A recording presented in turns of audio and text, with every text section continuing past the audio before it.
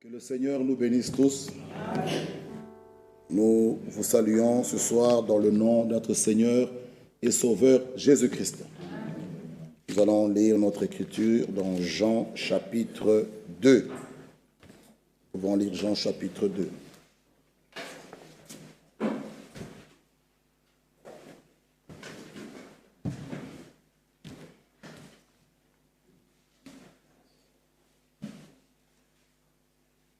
Jean chapitre 2, à partir du premier verset.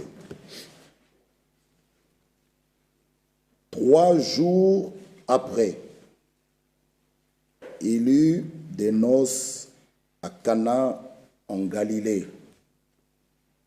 La mère de Jésus était là, et Jésus fut aussi invité aux noces avec ses disciples. Le vin ayant manqué, la mère de Jésus lui dit, « Ils n'ont plus de vin. » Jésus lui répondit, « Femme, qu'y a-t-il entre moi et toi? Mon heure n'est pas encore venue. » Sa mère dit au serviteur, « Faites ce qu'il vous dira. » Or, il y avait là 6 vases de pierre destinés aux purifications des Juifs et contenant chacun 2 ou 3 mesures. Jésus leur dit, remplissez d'eau ces vases. Et ils les remplirent jusqu'au bord. Puisez maintenant, leur dit-il, apportez-en à l'ordonnateur du repas. Et ils en apportèrent. Quand l'ordonnateur du repas eut goûté l'eau changée en vin, ne sachant d'où venait ce vin, tandis que les serviteurs qui avaient puisé l'eau le savaient bien, il appela l'époux et lui dit, « Tout homme sert d'abord le bon vin, puis le moins bon après qu'on s'est enivré. Toi, tu as gardé le bon vin jusqu'à présent. » Amen. Amen. Nous pouvons nous arrêter là. Que Dieu ajoute ses bénédictions à la lecture de sa parole. Nous pouvons nous asseoir.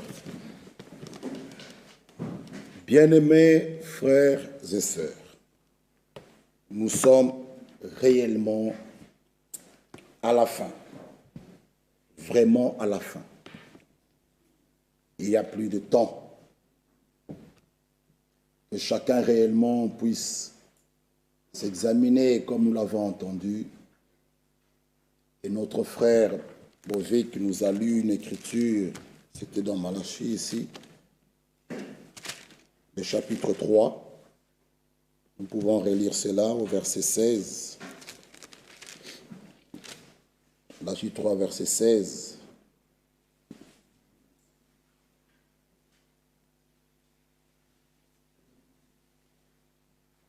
Alors ceux qui craignaient l'Éternel se parlèrent l'un à l'autre. Le verset 16. L'Éternel fut attentif et il écouta. Ceci doit nous fortifier, nous réconforter, augmenter notre foi. Qu'il écoute. Donc même quand nous prions, nous ne devons pas être comme des personnes qui prient en l'air. Nous devons avoir la foi qu'elle écoute les prières. Mais quand nous sommes en famille, tout ce que nous parlons aussi, il écoute. En mal ou en bien. Quand nous sommes avec des amis, nous faisons nos communions. C'est bien. Ça, c'est une chose. Qu'il écoute. Tout ce que vous dites là, contre un frère, contre une sœur. Et nous avons entendu une parole merveilleuse ce week-end.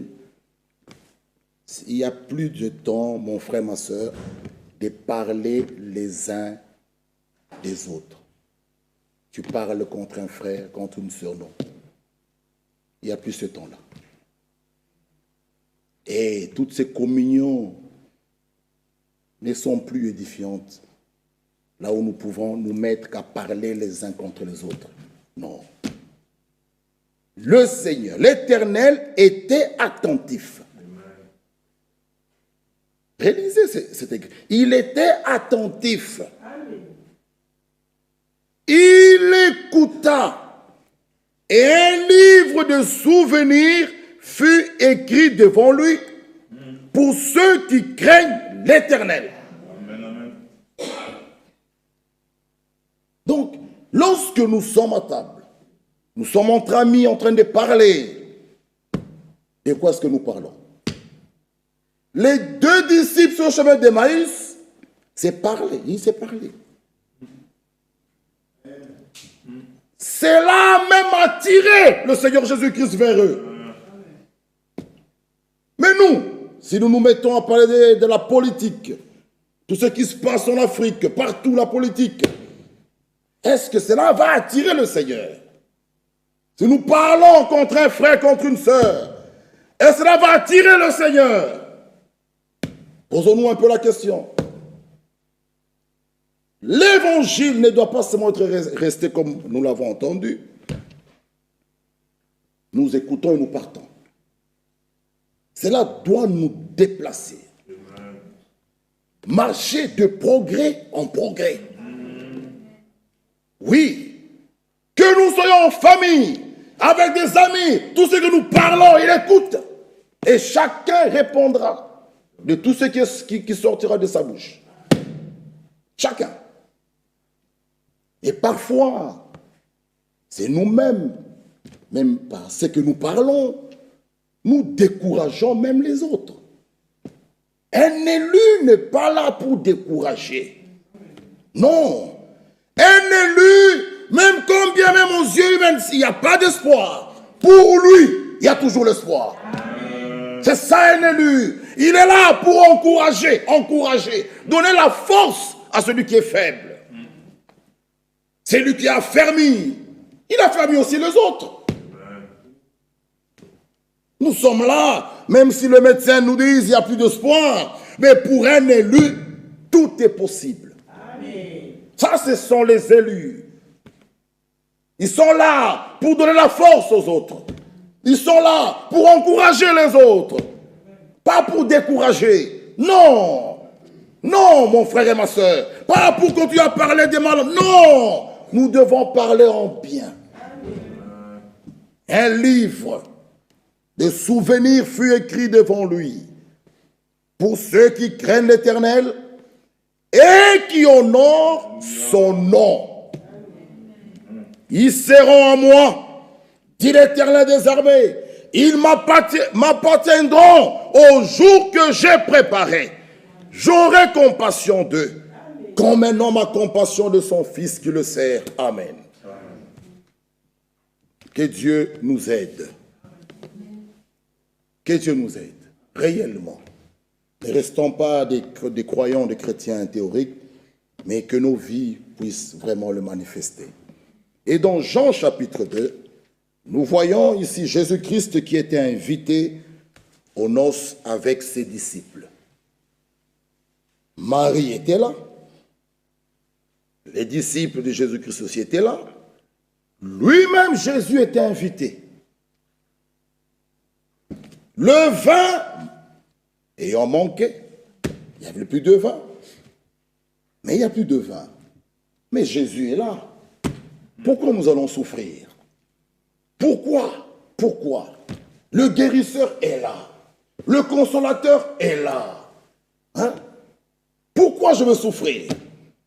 Marie va dire à Jésus, ils n'ont plus de vin. Jésus répond à Marie, femme, qu'y a-t-il entre moi et toi? Cette promesse qui était dite dans Genèse 3,15, la postérité de la femme. Ah, quand nous voyons Jésus, il s'adresse aussi à Marie, il dit, femme, qu'y a-t-il entre moi et toi? Mon heure n'est pas encore venue. Oh, Marie dit au serviteur, vous faites ce qu'il vous dira. Faites-le. Et il y avait là 6 vases de pierre destinés aux purifications des Juifs, contenant chacun 2 ou 3 mesures. Le verset 7. Jésus leur dit, remplissez d'eau ces vases. Mon frère, ne cherchez pas toujours à vouloir comprendre, à vouloir raisonner. Croyez. Amen. Croyez. Lorsqu'il nous dit dans Marc 16, vous imposerez les malades seront guéris. Ne réfléchissez pas, croyez. Il dit remplissez dans ces vases. Ils ont rempli. Le verset 8, il dit puisez maintenant.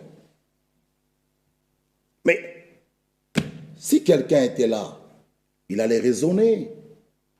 Il dit mais maître, ils n'ont pas besoin d'eau. Ils ont besoin de vin. Je remplis l'eau et tu me dis, puise l'eau, donne à l'ordonnateur de fête. Mais si quelqu'un allait raisonner, là il dit, mais ils n'ont pas besoin, nous avons besoin de vin. Mais ça c'est de l'eau. Non, il fallait obéir. Il fallait obéir à ce qu'il dit. Faites ce qu'il vous dit. Et lui sera responsable d'accomplir sa promesse en vous. Amen. Amen. Faites ta part. Puise l'eau, donne à l'ordonnateur. Mettez-vous un peu à la place de cet homme qui dévale avec un verre ou bien un gobelet pour puiser l'eau. L'ordonnateur est là, mon frère Bovic est, et je m'avance vers mon frère Bovic pour lui donner ce verre d'eau. Je puisais l'eau. Et moi, je m'avance vers mon frère Bovic. Je lui donne, il goûte, il boit, c'est du vin. Mais il ne fallait pas raisonner ni réfléchir, il fallait croire, obéir, et le miracle s'accomplira. C'est ce qu'il nous faut. Dieu attend de nous 3 choses. Je l'ai toujours dit. Écouter, croire et obéir. 3 choses que Dieu attend de nous. Écouter, croire et obéir. Il fallait puiser de l'eau, donner à l'ordonnateur, croire et s'attendre à un miracle. Il ne fallait pas raisonner.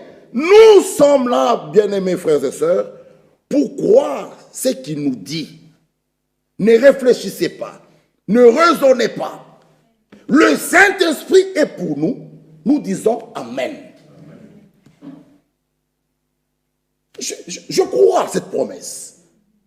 L'enlèvement, Jean 14, il viendra me chercher, je dis Amen. Comment le fera-t-il? Moi, je dis Amen. Ne cherchez pas à expliquer, ni à vouloir que, bon, vous voyez, quand on va faire, on va monter, et puis on va faire ça. Non! Puisqu'il a dit, Amen. Il le fera. Il le fera. Il a donné un ordre. Il leur a donné un ordre de puiser, de donner l'eau. Et l'eau s'est changée en vin. Quand, après avoir obéi et faire ce qu'il a dit de faire. Lisons dans Luc. Non, prenons d'abord Actes chapitre 1er. Le verset 4.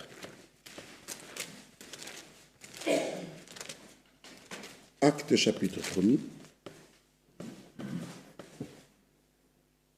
Verset 4.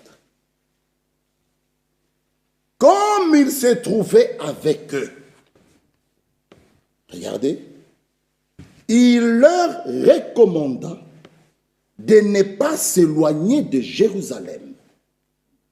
Il ne vous éloignez pas de Jérusalem, mais d'attendre ce que le Père avait promis. Restez là. Ne bougez pas. Il fallait que restez là, d'attendre la promesse du Père. Ce que je vous ai annoncé, leur dit-il, il devait rester là. Luc 24. Luc 24. Luc 24, 49.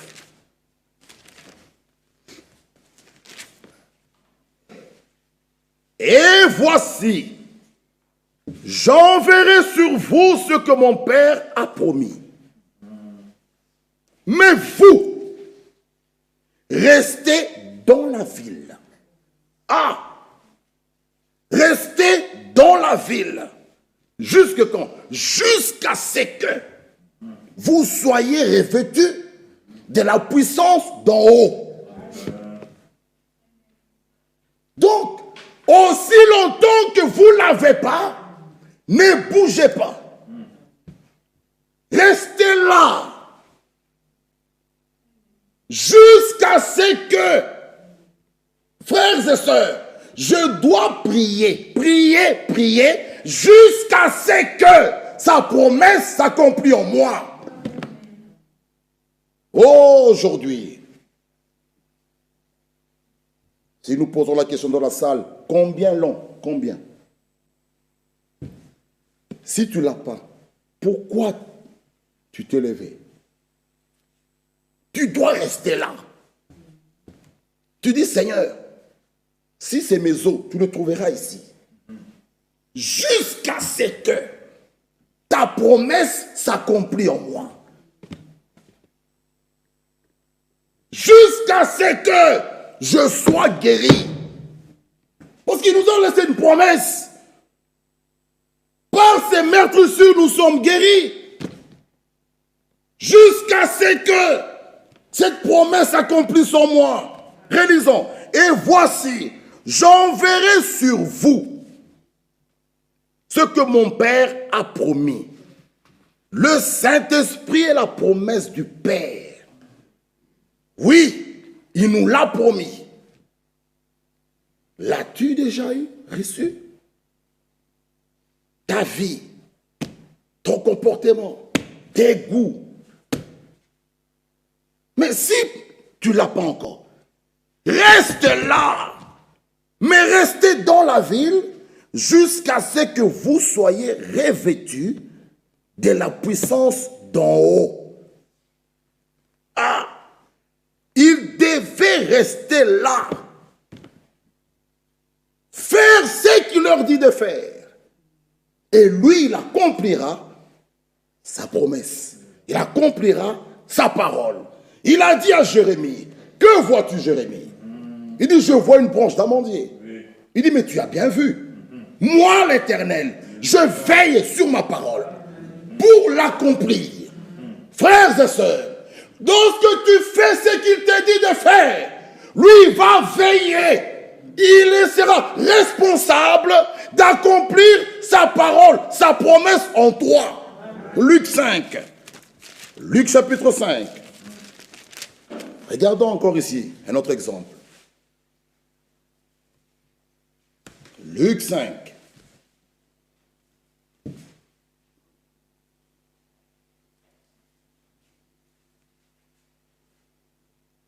On peut lire au verset 3. Vous connaissez l'histoire. Il monta dans l'une de ses barques, qui était à Simon. Il le pria de s'éloigner un peu de terre. Puis il s'assit, et de la barque, il enseignait la foule. Lorsqu'il eut cessé de parler, il dit à Simon, avance en pleine eau, jetez vos filets pour pêcher. Simon lui répondit, Maître, nous avons travaillé toute la nuit sans rien prendre. Mais sur ta parole, je jetterai le filet. Amen. Ah, mon frère, ma soeur, tu ne peux pas te sauver toi-même. Tu ne peux pas te sanctifier toi-même.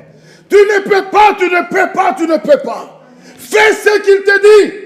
Il accomplira le reste. Amen. 3 choses nous est demandé. Écouter, croire, obéir. Simon lui dit, mais toute la nuit, j'ai travaillé. Oui, c'est toi, je travaillais. Non, nous n'avons plus notre propre volonté. C'est comme tu veux, Seigneur. Fais ce que tu veux de moi. Je travaillais. Moi, je fais ça. Dieu n'en a pas besoin. Non. Il faut que lui le fasse en nous. Même les œuvres que nous produisons, c'est l'Esprit qui doit les produire en nous. Je fais ça. Je suis comme ça. Je suis la meilleure sœur. Non. Il faut que ces choses soient produites par l'Esprit. J'ai travaillé toute la nuit. Oui. Mais sur ta parole. Amen. Sur ta parole, je jetterai le filet. Mon frère et ma soeur, si nous faisons ce que le Seigneur nous dit de faire, le Seigneur prend la responsabilité d'accomplir sa promesse. Mais nous, qu'est-ce que nous faisons? Nous aimons discuter, nous aimons raisonner, nous aimons commencer à réfléchir. Regardez avec Sarah. La promesse était donnée à Abraham que tu auras un fils. Sarah raisonnait. Par son raisonnement, Ismaël a été produit. Ismaël est le fruit du raisonnement. Commence à raisonner. Non, mon frère et ma soeur, ne raisonnons pas avec la parole. Si nous faisons ce qu'il nous dit de faire, nous croyons à sa parole, il fera des grandes choses. Des grandes choses dans nos vies. On nous a parlé ici de Paul. Paul, quand vous le lisez, aux Corinthiens, aux Éphésiens, partout, il se proclame là comme apôtre de Jésus-Christ. Il se proclame là-bas comme serviteur. Il se proclame. Et on arrive chez Philémon. Il lui écrit une lettre. Il se déclare prisonnier de lui-même. Cela doit nous interpeller. Ce n'est pas qu'on l'a arrêté, on l'a mis en prison. Que toi, c'est fini, tu n'es plus libre. Lui-même, volontairement, il se déclare prisonnier. Frère, même dans le naturel, un prisonnier, même si vous allez ici à Saint-Gilles, allez les voir. Allez les voir. Il y a les autres qui ont même des vêtements là, comme des salopettes. Si c'est orange ou quoi là, on leur donne. Ils sont là. Et si son équipe standard doit jouer un grand match, oh, il va les voir. L'inspecteur, il dit, bon, écoute, mon équipe va jouer ce soir. Je dois aller à Liège. Non. C'est fini. Oh, oui, viens, on t'ouvre, tu pars. Non. C'est fini. Ta propre volonté n'y est plus, n'existe plus. Bon. Non, c'est fini. Mais nous, frères, sœurs, si réellement vous voulez que le Seigneur agisse en nous, acceptons avec joie de perdre notre propre volonté, de soumettre notre volonté aux paroles de sa bouche. Vous verrez, il fera des grandes choses. Mais là où toi tu restes avec tes choses, avec tes richesses, avec tes bijoux que tu aimes toujours porter, avec tes chaînettes que tu aimes toujours porter, tu dis ça, on ne doit pas les toucher, ça, on ne doit pas, on ne doit pas. Lui aussi, il n'agira pas. Il n'agira pas. Vous serez là, une sœur, mais qui vient sympathiser avec l'Église. Mais sachez que vous raterez l'enlèvement. Ah, vous allez sympathiser avec l'Église. L'Église ne sauve pas. Même si vous venez chez Ninove, Ninove ne sauve pas. Celui qui sauve, c'est Jésus-Christ. Acceptons avec joie de mettre de côté notre volonté, nous soumettre à lui, il fera le reste. Amen. Frères et sœurs, sortons un peu. Vous savez, il y avait, je vais prendre deux types, deux personnes qui étaient riches. Le jeune homme riche là, à qui Jésus avait dit, va, vends tous tes biens, suis-moi. Ce jeune homme est allé triste, tout triste. Jésus l'a même aimé. Mais il y avait un autre, Paul, qui était instruit. C'était une grande richesse, Paul avait. Mais lui, il dit, pour gagner Christ, pour gagner Christ, j'ai pris tous ces bagages-là, j'ai pris toute cette richesse, je l'ai mis de côté pour le gagner lui. Personne n'a forcé Paul de prendre ses bagages, de les mettre de côté. Non, non, non, non, non. Frères et sœurs, ma sœur, les bijoux là que tu mets là, à quoi sert-il un homme de perdre, de gagner le monde entier, mais de perdre, tu perds ton âme. Non, on met dans une balance ici les bijoux en or, Christ ici. Non, la vie éternelle ici. Non, s'il faut même que je dorme ma famille, s'il faut même que je dorme ma famille, pour le gagner lui, là-haut, 7 ans, nous serons là-haut en train de manger, au repas de noces, au repas de noces. Ça ne sera plus l'épouse, la femme de l'agneau. Nous serons au repas des noces. Amen. Après cela, nous reviendrons 1000 ans. Oh, et ces choses-là sont comparables aux choses du monde? Jamais. 7 ans, 1000 ans. Après, l'éternité nous attend. Toute une éternité. L'éternité, c'est pas un long temps. Non, non, non, non, non, non, non. Non, non, non, non, non. L'éternité n'est pas un long temps. Oh, oh. C'est le millénium, on va vivre 1000 ans. Oui, mais l'éternité n'est pas un long temps. Non, c'est l'éternité.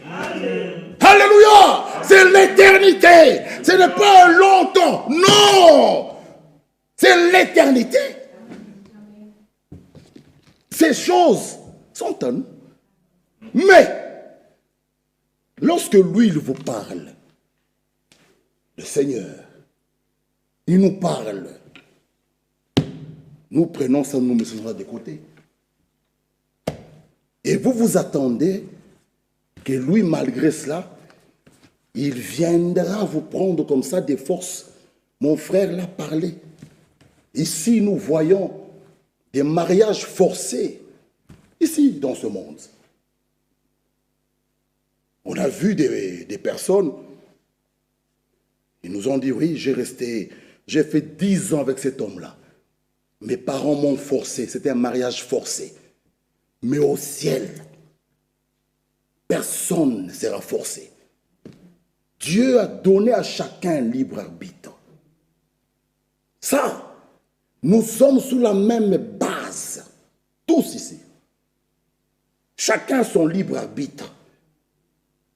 Tu viens, libre arbitre. Tu as la capacité. C'est à toi de faire le choix d'accepter ou de refuser. Vous voyez?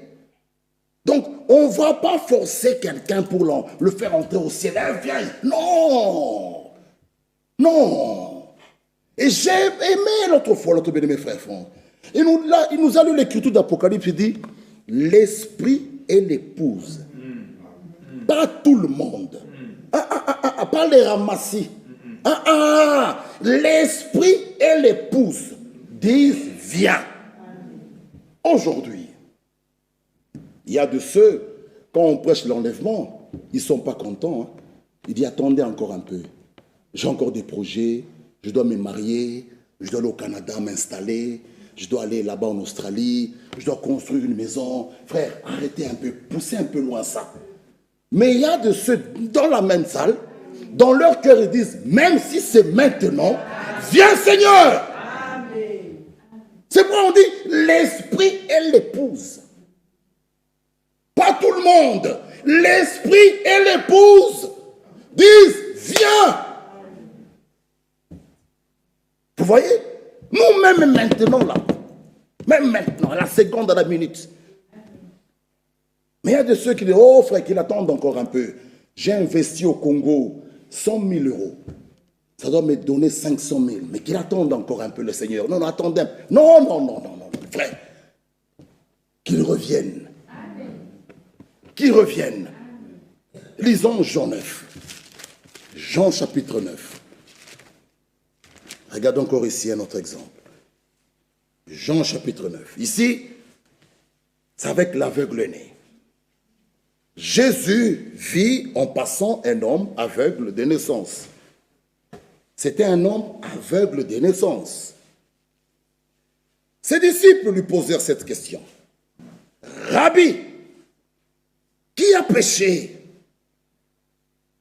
Cet homme ou ses parents? Vous voyez, les gens sont toujours prêts. Ils te voient malade ou tu as un problème. Ta voiture a fait un accident, un deuxième. Le magasin brûle au pays. Qui a péché? C'est direct. Lui ou ses parents? On voit directement là-bas. Jésus dit non. Ni lui, ni ses parents. Cette maladie. Lisons. Jésus répondit, ce n'est pas que lui ou ses parents aient péché, mais c'est afin que les œuvres de Dieu soient manifestées en lui. Il faut que je fasse, tandis que le jour, les œuvres de celui qui m'a envoyé. La nuit vient, où personne ne peut travailler. Pendant que je suis dans le monde, je suis la lumière du monde. Ah, j'ai toujours aimé notre Seigneur Jésus-Christ. Nous disons, j'ai la vérité. J'ai la vérité. J'ai la vie. Mais lui, il dit, je suis. Nous, c'est, j'ai la vérité. J'ai la vie. Mais lui, c'est, je suis la vie. Je suis la résurrection. Je suis la lumière du monde. Vous voyez, je suis le pain de vie.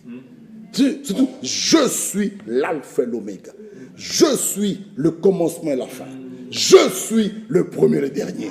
Surtout, je suis la porte des brebis. Je suis la lumière du monde. Il dit, je suis la lumière du monde. Après avoir dit cela, regardez maintenant. Il cracha à terre. Nos sœurs qui travaillent dans la médecine, je le vois. Hein? Les médecins, ils sont là. On va voir un peu Jésus, qu'est-ce qu'il va faire? Il fait... Il crache. Ah!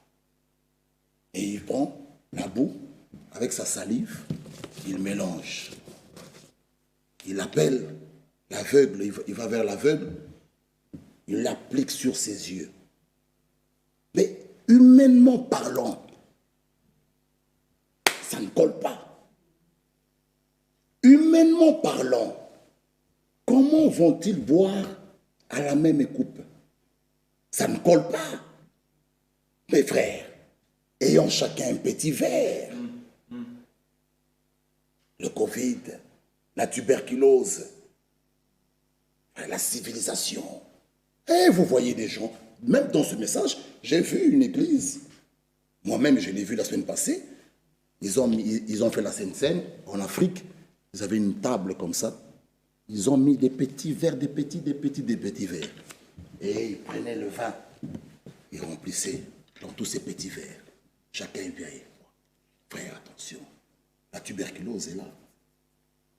La contamination. Vous voyez, le raisonnement. Cracher la boue avec les yeux. Mais ça ne colle pas. Il suffit que juste la poussière, moi au travail, dès que la poussière monte dans mes yeux, même quand on doit poncer les murs, mais c'est grave, c'est grave. J'ai mal, c'est grave. La poussière. Mais maintenant Jésus, lui, il crache. Il prend sa salive. Il mélange la boue. Il applique sur tes yeux. Mais il faut arrêter cet homme. Qu'est-ce qu'il fait? Ça ne tient pas là. Il faut l'arrêter, cet homme, il faut l'arrêter.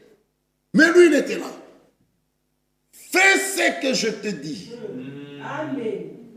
Tu verras la gloire de Dieu. Alléluia. Il crache, il mélange la boue, il applique sur ses yeux. Il dit, va te laver au réservoir de Siloé. Le jeune homme obéit. Il part, il se lave, ses yeux s'ouvrent. Frère, non, ne raisonnons pas. Bientôt, nous aurons la Sainte-Seine. Et ce jour-là, nous voulons des vaillants. Ceux qui ont la foi. Ils prennent la coupe, ils boivent. Nous faisons ce qu'il nous a dit de faire. Amen. Lui, il fera le reste. Il mettra sa main. Et tout le monde qui va s'approcher là sera béni de lui. Frère, nous accomplissons sa parole. Lui, il fera le reste. Mais ne venez pas avec des raisons. Oh frère, attention frère. Moi, j'ai apporté mon verre. Non, non, recule avec ton verre. Ne participe pas. Ou bien, oh frère, moi, vous voyez, attention, hein. Moi, je vais prendre que le pain. Je ne prendrai pas du vin. Non. Les trois. Pain, vin, lavage des pieds. On le fait ensemble. Non, frère, moi, je dois être prudent. Moi, je vais prendre le vin et je ferai le lavage des pieds. Je vais prendre le pain, je ferai le lavage des pieds, pas le vin. Je n'irai pas boire à cette coupe-là où tout le monde en bu. Déjà, la sœur, là, je l'ai vue avant d'aller, elle tousser. Moi, je ne vais pas aller là-bas. Alors, vous voyez, ok, ça va. Mais sachez une chose, si l'Éternel le garde, si l'Éternel ne veille, hein, même la santé que tu mets là, veille en vain. Mais est-ce que par cela, nous disons, allez manger sans laver vos mains? Soyons équilibrés. Soyez grandissants.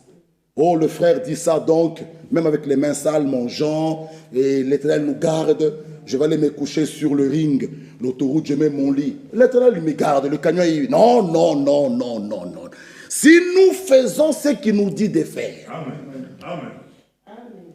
oui, il accomplira sa promesse. C'est ce que nous voulons montrer. Nous aurons prochainement la Sainte-Seine. Ici, le pain, le vin et le lavage des pieds. Et certainement, il nous bénira. Amen. Certainement. Parce que nous accomplissons sa parole. Le jeune homme, il crache, il prend la boue, il mélange avec sa salive et il applique sur ses yeux. Mais nous pouvons voir Jésus dire, mais ce que tu fais là, c'est quoi? Regardez ce que la médecine nous montre. On ne doit pas raisonner. Nous devons croire ce que lui nous dit. Le reste, il fera des grandes choses dans nos vies. Il nous demande de croire. C'est pourquoi il nous dit dans 2 Corinthiens. Regardez. 2 Corinthiens. 2 Corinthiens. Faisons-le. Verset 16. 2 Corinthiens 6. 2 Corinthiens 6. Quel rapport y a-t-il entre le temple de Dieu et les idoles? Car nous sommes le temple du Dieu vivant. Comme Dieu l'a dit, j'habiterai, je marcherai au milieu d'eux, je serai leur Dieu, ils seront mon peuple. 17. C'est pourquoi, sortez du milieu d'eux. C'est un ordre. Séparez-vous, dit le Seigneur. Encore un commandement, encore un ordre. Ne touchez pas à ce qui est impur. Et je vous accueillerai. Vous voyez, quand est-ce qu'il nous accueille? Tu as tes choses impures. Tu marches avec le monde. Non, sortez, séparez-vous. Ne touchez pas aux choses impures. Des choses là que tes grands-parents t'ont données là. Jetez ça. Amenez ça, même ils va tout brûler. Hein? Séparez-vous de ça. Je vous accueillerai. Le verset 18. Je serai pour vous un père. Vous serez pour moi des fils et des filles, dit le Seigneur Tout-Puissant. Quand nous nous séparons, nous sortons, nous ne touchons pas ce qui est impur, il nous accueille, il sera pour nous un père. Et alors nous serons pour lui des fils et des filles. C'est pourquoi je l'ai toujours dit et redit. Le verset 18 vient quand?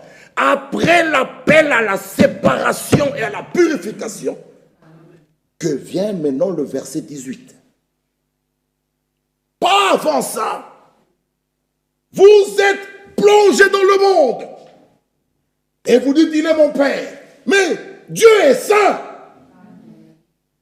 Dieu, il nous interpelle. Sortez, séparez-vous, ne touchez pas ce qui est impur. Il nous accueillera. Il sera pour nous un Père. Parfois, les gens se posent des questions. Frère, ma vie ne marche pas. Qu'est-ce qui se passe? Mais examine-toi. Es-tu réellement sorti? Réellement. Chacun se connaît. Regardez Malachie 3. Lisez avec moi. Malachie 3. Le verset 7. Pour un verset 7. Depuis le temps de vos pères. Malachie 3, 7. Depuis le temps de vos pères, vous vous êtes écartés de mes ordonnances. Vous ne les avez point observées. Revenez à moi et je reviendrai à vous. Ah! Depuis le temps de vos pères, vous êtes écartés de mes ordonnances, vous ne les avez point observées. Revenez à moi et je reviendrai à vous, dit l'Éternel des armées. Et vous dites, en quoi devons-nous revenir? En quoi? Maintenant il nous dit, un homme trompe-t-il Dieu? Car vous me trompez. Et vous dites, en quoi t'avons-nous trompé? Il nous dit, dans les dîmes et les offrandes. Vous êtes frappés par la malédiction et vous me trompez, la nation tout entière. 10. Apportez à la maison du trésor toutes les dîmes, afin qu'il y ait de la nourriture dans ma maison.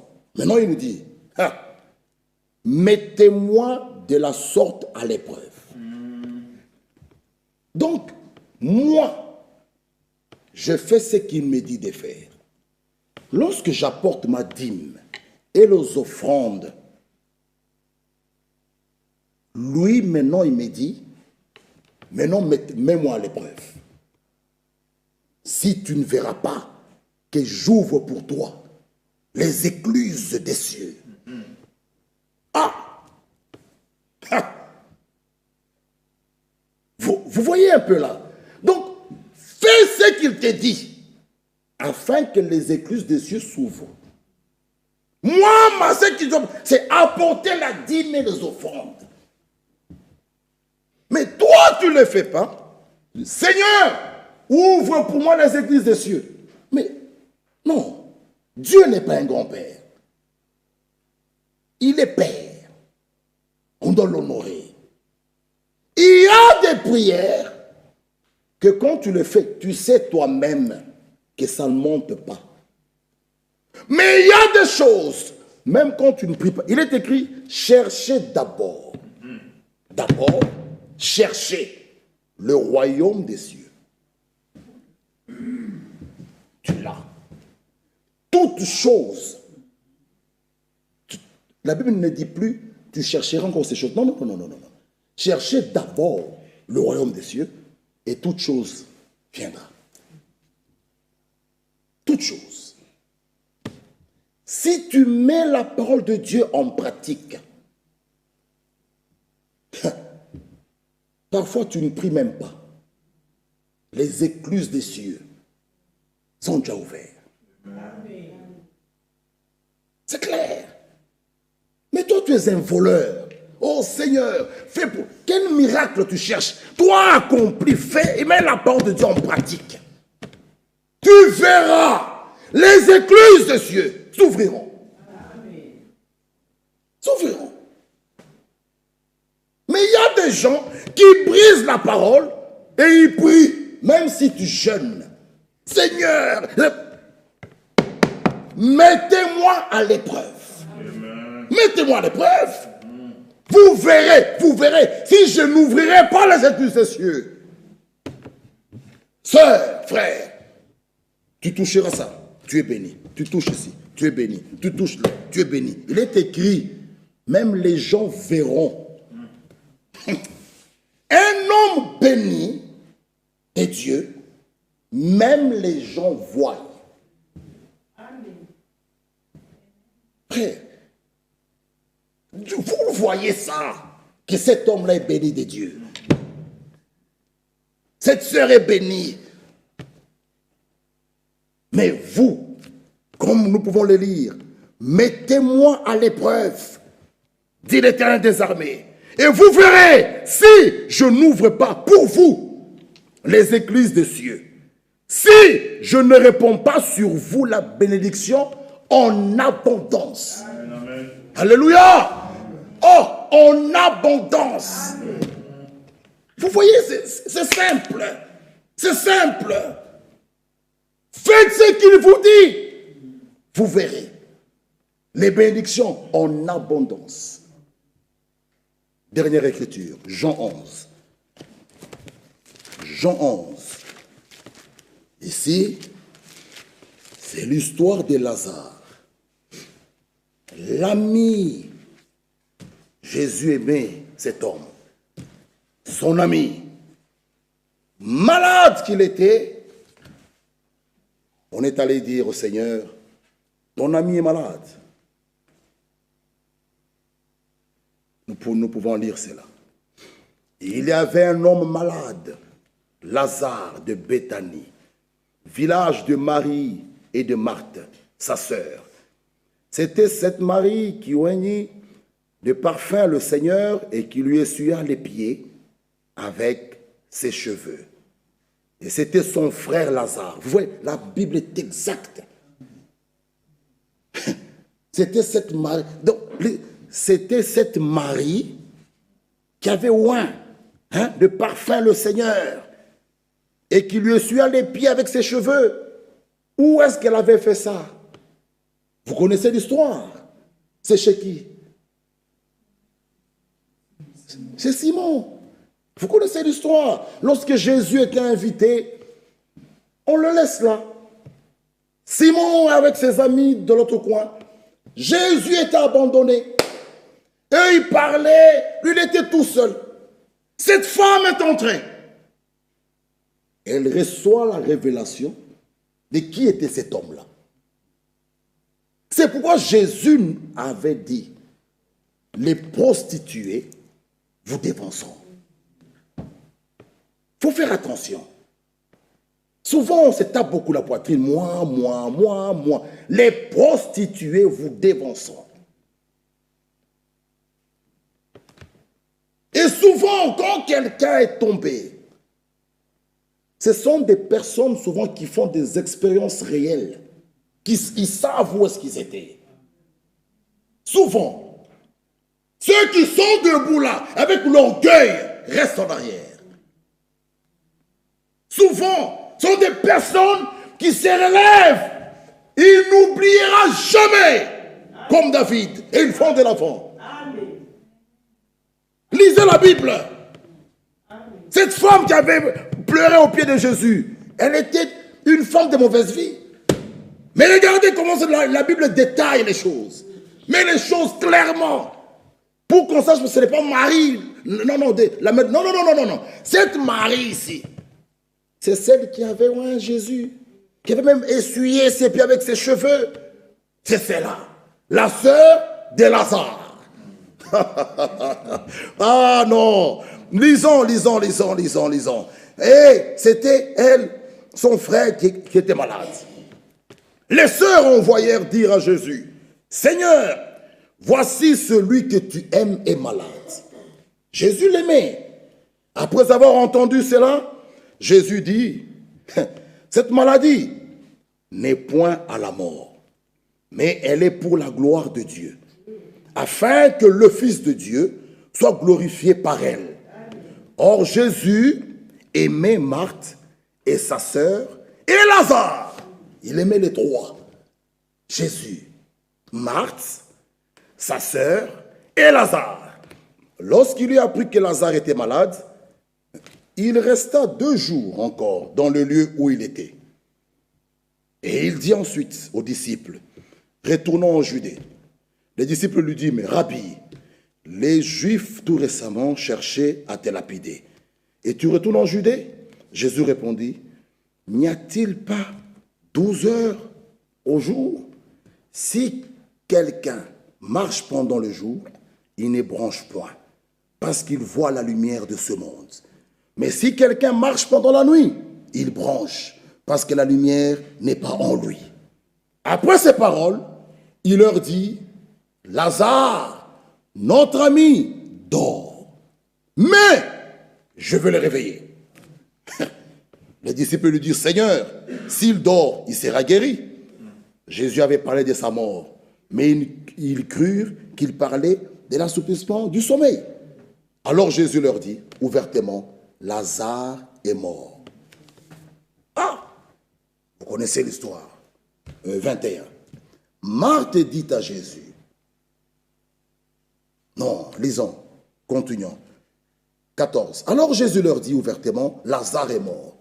Et à cause de vous, afin que vous croyiez, je me réjouis de ce que je n'étais pas là. Mais les gens, ils peuvent dire, mais c'est quel ami ça? Les critiqueurs. Vous voyez? Lazare, même son ami est mort, c'est quel ami? Je me réjouis. Mais, allons vers lui. Sur quoi Thomas s'appelait Didyme, dit aux autres disciples, allons aussi, afin de mourir avec lui. Jésus étant arrivé, trouvant que Lazare était déjà depuis 4 jours dans le sépulcre. Oh, disons le verset 20.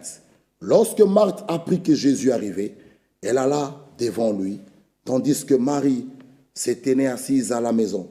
Marthe dit à Jésus, Seigneur, si tu avais été ici, mon frère ne serait pas mort. Mais maintenant même, je sais. Là, c'est Marthe qui parle. Il dit, Marthe dit à Jésus, Seigneur, si tu avais été ici, mon frère ne serait pas mort. Ah oui, Jésus-Christ est la vie. Là où il est, c'est la vie. Là où il est, c'est la joie. C'est pourquoi soyons dans la joie. Il dit, si tu étais là, mais maintenant même, 22, je sais que tout ce que tu demanderas à Dieu, Dieu te l'accordera. Quelle foi! Jésus lui dit, ton frère ressuscitera. Je sais, lui répondit Marthe, qu'il ressuscitera à la résurrection au dernier jour. Jésus lui dit, ah, Marthe, moi c'est le je suis. Je suis la porte des brebis. Je suis la lumière du monde. Je suis la vie. Je suis la résurrection et la vie. Celui qui croit en moi vivra, même s'il meurt. Quiconque vit et croit en moi ne mourra jamais. Crois-tu cela? Marthe, elle répond, elle dit, oui Seigneur, je crois que tu es le Christ, le Fils de Dieu, qui devait venir dans le monde. Ayant ainsi parlé, elle s'en alla. Puis elle appela secrètement Marie, sa sœur, et lui dit, le maître est ici, il te demande. Dès que Marie eut entendu, elle se leva promptement. Regardez même la façon que Marie est allée vers Jésus. Pas en tirant les pieds, promptement.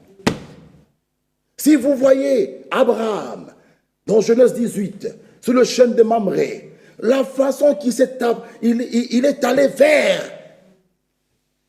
quand il a vu les 3 hommes venir. Si vous regardez Bartimée l'aveugle, aveugle qu'il était, quand Jésus l'a appelé, la Bible dit qu'il a fait un bond, il a jeté son manteau.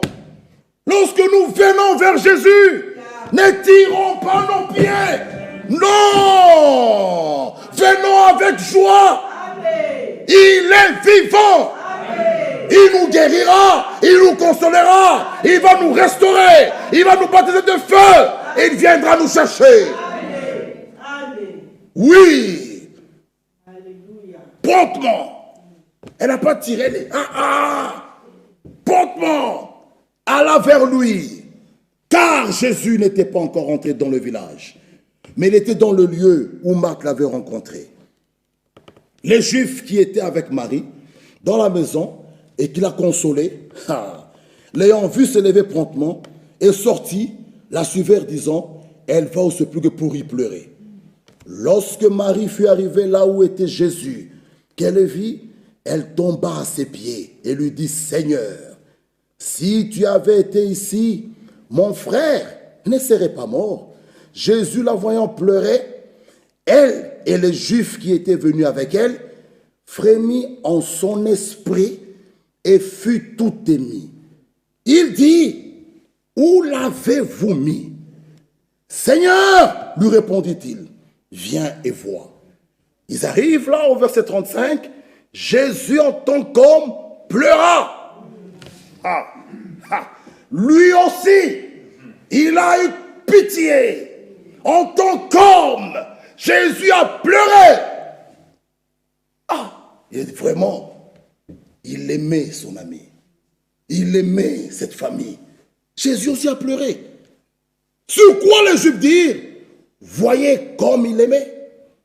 Quelques-uns d'entre eux dirent, lui, voilà les critiqueurs, qui viennent même à l'église pour toujours chercher les fautes. Vous voyez la prédication, vous voyez. Partir, ils ne partaient pas. Les Juifs, là, ils ont suivi Marie. Au lieu pour venir voir la gloire de Dieu, eux, ils viennent encore, ils continuent à critiquer. Lui, qui a ouvert les yeux de l'aveugle, ne pouvait-il pas faire ainsi que cet homme ne meure point? Il commence. Jésus, frémissant de nouveau en lui-même, s'est rendu au sepulcre. C'était une grotte et une pierre était placée devant. Jésus dit, ôtez la pierre. Marthe, la sœur du mort, lui dit, Seigneur, ils sont déjà, car il y a 4 jours qu'il est là. Oui, il était écrit dans le psaume, David l'avait dit, tu ne permettras pas que ton sein voie la corruption. David l'a dit, il était poussé par l'esprit pour dire ces paroles. Mais cette écriture de psaume s'est accomplie uniquement dans notre Seigneur Jésus-Christ. Lui, son corps, n'a pas vu la corruption. Le corps de David a vu la corruption. Lazare, lui aussi son corps a vu la corruption. Lazare, 4 jours. Jésus, non. Vendredi, samedi, dimanche matin. Frère bien-aimé, cette parole de David s'est accomplie. C'est dans notre Seigneur Jésus-Christ. Il est Dieu manifesté en chair. Il est le Tout-Puissant. Lui seul, il mérite l'adoration et la gloire. Son corps n'a pas vu la corruption. Lazare sentait. Cela prouve qu'il a vu la corruption. Son corps s'était composé, qu'on s'appuyait à sentir mauvais au 4e jour. C'était fini. Jésus dit oui. Ils sont déjà, ok. Moi, ce n'est pas le j'ai la vie. Non, moi c'est je suis. Ôtez la pierre. Faites ce que je vous dis de faire. Vous verrez la puissance de Dieu. Lorsqu'ils ont ôté la pierre, ils ont fait ce qu'il a dit de faire. Il cria. Oh, ce jour-là, lorsqu'il viendra, il donnera le même cri. Tous les morts en Christ sortiront. Lazare, sort. On voit un homme qu'on avait déjà bandé. Il est là, debout. Il délayait-le. Ah! Qu'on se délayait la personne, la tête. Frère, c'était la joie. C'était tout le village. Lazare est là. Ah! Quel est cet homme de Jésus? Quel est cet homme de Jésus? Il est le roi des rois. Il marcha sur les eaux. Il ressuscite Lazare. Mais Hébreux 13 est clair. Il est le même. Hier, aujourd'hui, éternellement. N'avons-nous pas entendu qu'en Bougimaï, là-bas, il y a eu un enfant qui était déclaré mort et ressuscité? On a entendu ça ici. Il est le même. Hier, aujourd'hui, éternellement. Celui qui l'a fait. Et il est fait encore. Même ce soir, c'est encore possible. Si tu es malade, il te guérira. Si tu as des problèmes, tu auras la solution. Toi, fais ce qu'il te dit de faire. Même ce soir, si tu as ton père, ta mère, un cousin, un membre de ta famille, mets seulement la foi. Ce soir, on va l'expérimenter. Dis, Seigneur, je lève ma main. Tu sais bien que ce n'est pas moi. J'ai un cousin au loin. Mais ton bras n'est pas court. Là où il est, souvenez-vous du centenier romain. Il est allé devant Jésus. Jésus lui dit, je veux venir. Il dit, non, maître, ne viens pas. Je sais. Ah, je sais. Il dit, tu sais quoi? Il dit, écoute, j'ai des hommes chez moi. Si je dis, fais ça, il fait. Fais ça, il fait. Fais ça, il fait. Je sais. Dis seulement un mot. Même si tu n'arrives pas chez moi. Toi, dis seulement un mot. Mon serviteur, là, il sera guéri. La Bible dit, Jésus a regardé cet homme. Il dit, même en Israël, ici, il n'y a pas une si grande foi comme ça. La foi de ce centenier romain fut agréable à Jésus. Jésus a vanté même cette foi-là. Mes frères et sœurs, est-ce que nous avons cette foi? Si nous avons cette foi, même ce soir, rien ne peut nous résister. Que Dieu nous bénisse. Mettons-nous debout.